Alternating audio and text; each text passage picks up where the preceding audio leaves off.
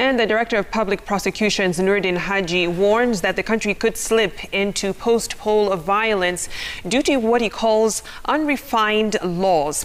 He says that election laws as they are not designed to deal with offences if they crop up. Elfas Lagat with more.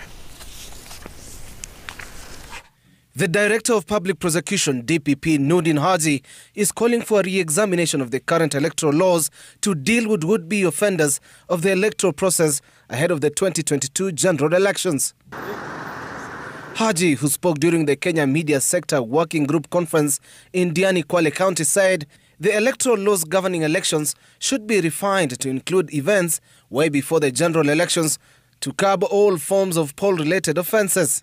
We have these various legislations, although scattered all over, and they don't seem to be concentrated in one piece of legislation where we can be able to focus and work on election offences. Haji was in the company of the Independent Electoral and Boundaries Commission IEBC Chairman Wafula Chebukati and Chief Executive Officer of the Ethics and Anti-Corruption Commission EACC Twalib Mbarak. We don't have sufficient legislation that looks into how do we ensure that these offences are not predicated by individuals who eventually then come and break the law. EACC CEO Twalib Mbarak pointed out that the provisions in the current laws that require all mechanisms to be exhausted before one is declared guilty have handicapped the Commission's quest to stop people with questionable character from vying for political seats. Another problem that we have is that even if you charge,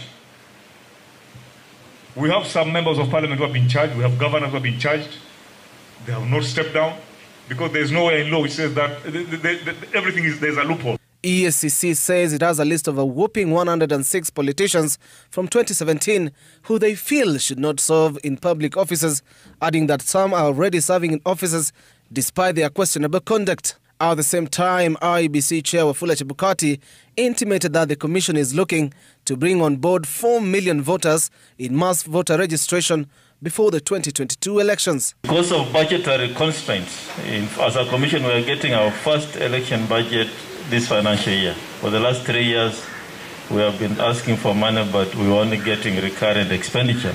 IEBC has registered 149,600 new voters since the commencement of the continuous voter registration in October 2018, with the electoral agency now planning for 2 mass voter registration drives ahead of the next year's poll.